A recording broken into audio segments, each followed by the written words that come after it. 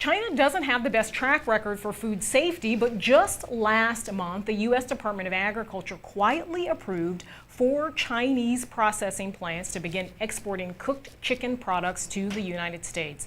And because the chicken will be cooked, it doesn't need to be labeled product of China. This decision has raised some concerns with food safety groups and lawmakers on Capitol Hill. Joining me to discuss this issue is Chris Waldrop. He's the director of the Food Policy Institute at the Consumer Federation of America.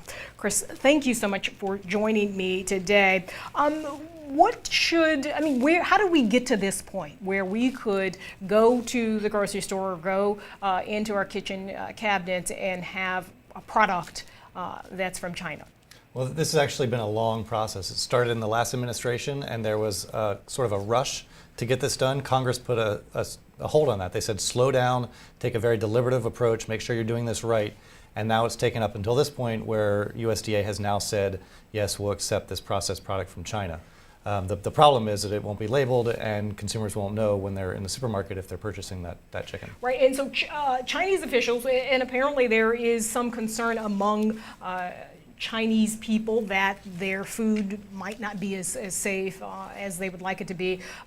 There has been a response from the Chinese government. They say that it is overall stable and getting better and not characterized with major systemic risk. That is from Zhang Yang, director of the China Food and Drug Administration. What's your reaction to that statement that says there's nothing to see here, essentially? Well, I think China recognizes they've had a food safety problem. They're trying to address it, but we've seen scandal after scandal. We've seen the melamine risk in 2007, where the Chinese babies were sickened by tainted milk. We've seen tainted pet treats that came over here to the U.S. And we've seen anecdotal evidence of intentional contamination or food fraud or other food safety problems. So I don't think the system is quite as stable as they would like it to be, and it raises concerns with American consumers. And you've had lawmakers on Capitol Hill reach out to the Agricultural Secretary, Vilsack.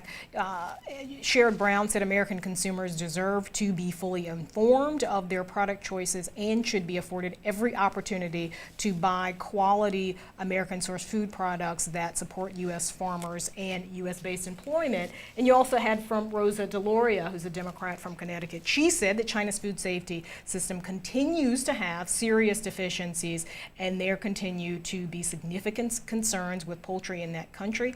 I believe the health of American consumers may be risked by this decision.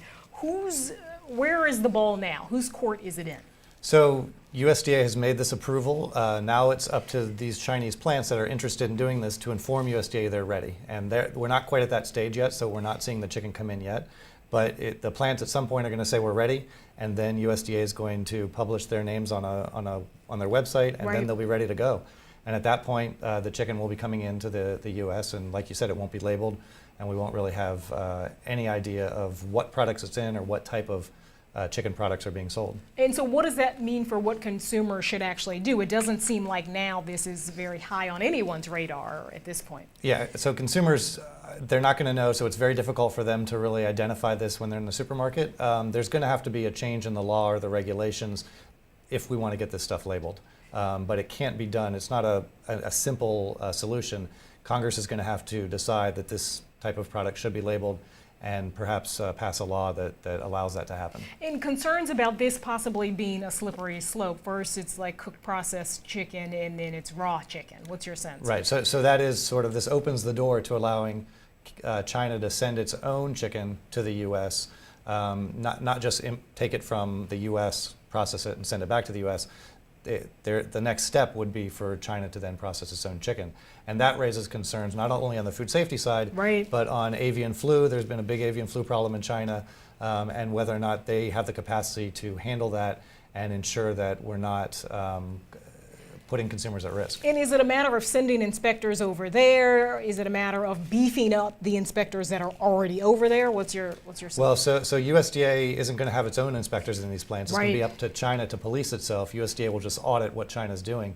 But I think USDA is obligated, because they've made this controversial decision, to really ensure that that system works, the system that they've agreed to works, and to do additional inspections at the border. So they can beef up inspections at the border, target these products that are coming in, and make sure that they are not contaminated and are meeting our standards. Right. Chris Waldrop, I really appreciate you for stopping by and talking to us about food safety and what's to come. Thank you so very much. And that's our show for today. Thanks again to all of our guests, and thank you for watching. Tell us what you think about Chinese processed foods in American grocery stores. Tweet us your answers to @background and use that hashtag #postback. We'll see you right back here tomorrow.